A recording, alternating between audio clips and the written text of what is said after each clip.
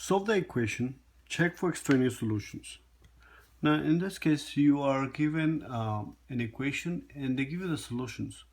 So if you want, since you have a calculator, you can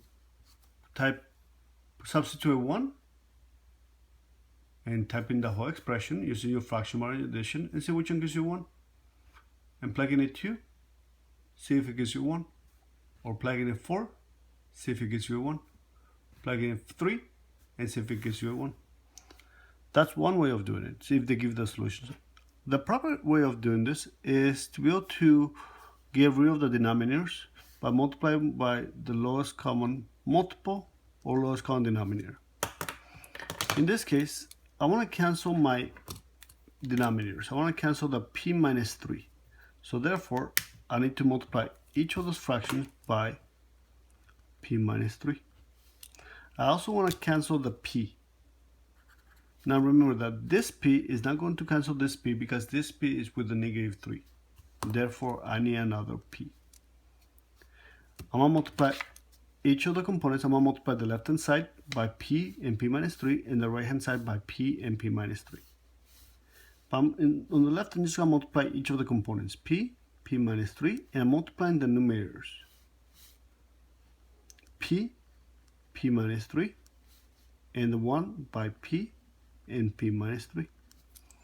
And from there, my p minus 3 will cancel out, and I just have p times p will be p squared. Then we have plus, the p's cancel out, so I just have a 6, and the p minus 3 is still there. 1 times p is p, and p minus 3. Nothing cancels on the right hand side. From there, I'm going to simplify distributive property.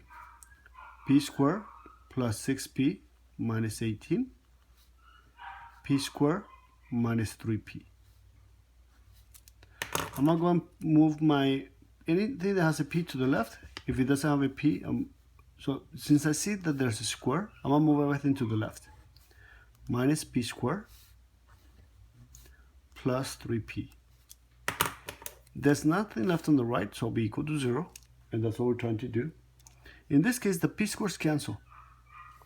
That gives me 9p minus 18 equal to 0. Since there's no more square, I can just solve the simple equation. Move the 18 to the right, becomes a positive 18. 9p is equal to 18. P will be equal to, divide by 9 on both sides, 2. So therefore, your answer is letter B. Now, one of the things that says is that check for extraneous solutions. Your denominator cannot be 0. So you have to ask yourself, will 2 make either one of my denominators 0? 2 minus 3 is negative 1, so no. And that's correct. So your answer is letter B.